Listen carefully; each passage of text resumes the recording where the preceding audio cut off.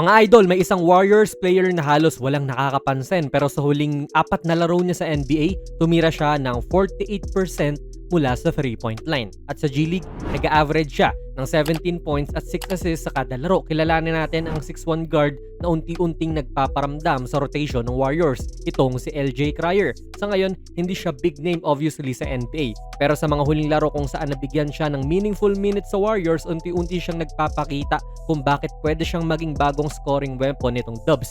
Sa last 4 games nga niya na may significant playing time siya, nag-average po si Cryer ng 11.5 points, 2.8 rebounds at 1.3 assists per game habang tumitira ng 48.3% mula sa field at 48% naman mula sa 3-point line. Mataas yan idol considering na bira kung bira rin siya. 6.3 attempts po sa 3 ang binabato niya in this span. Mataas na volume at alam naman natin kapag shooter ka at 48% ang 3 mo sa NBA, hindi ka pwedeng iwan ng depensa. Pinakita niya ito lalo sa laban nila kontra sa Chicago Bulls kung saan umiscore siya ng 17 points at nagbigay ng spark sa Warriors offense. Talo nga lang sila. Pero mas lalo pang nagiging interesting ang story ni Cryer kapag tinignan natin ang ginagawa niya sa G League. Sa Santa Cruz Warriors affiliate team ng Golden State, nag-average siya ng 17.3 points at 6 assists per game. Ibig sabihin hindi lang siya shooter. Kaya rin niyang gumawa ng plays para sa teammates niya. At kapag pinagsama mo ang shooting at playmaking, nagiging mas valuable ang isang guard sa sistema ng Warriors. At kung iisipin ninyo, parang perfect fit talaga siya sa Warriors system eh. Sa loob ng maraming taon na patunayan na ng Golden State na kapag shooter ka, lalo na kung marunong kang gumalaw off the ball, nagiging mas delikado ka sa kanilang opensa. Syempre, nandyan ang pangalan ni Steph Curry, ang greatest shooter in NBA history, pero hindi lang po si Curry ang gumana sa sistemang ito. Maraming role players ang naging lethal shooters dahil sa movement offense ng Warriors at dito pumapasok ang role ni Cryer.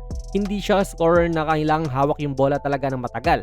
Isa siyang movement shooter. Mabilis ang release, komportable sa catch and shoot at kayang tumira kagad pagkatapos ng screen. Isipin niyo yung eksena na ito habang nakafocus ang depensa kay Curry. Once makabalik na siya sa injury, no? At sa iba pang scoring threats ng Warriors, may isang shooter na tahimik lang na umiikot sa perimeter. Biglang may screen, biglang may konting space at bago pa makalapit ang depensa, na-release na kagad yung tres.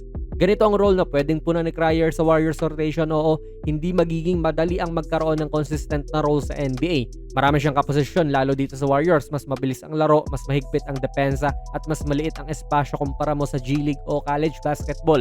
Pero kung may isang team sa NBA na kayang mag-develop ng shooters, malamang iyon ay ang Golden State Warriors. Kaya ang tanong ko sa inyo mga idol, ito na ba ang susunod na sniper ng Warriors bench unit o simula pa lang ito ng mas malaking role para kay LJ Cryer?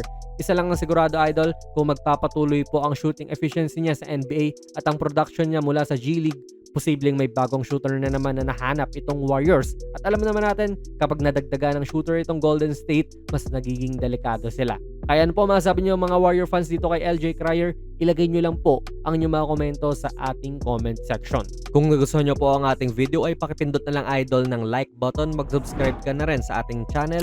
And ako nga pala si Jonas PB and as always, hanggang sa muli.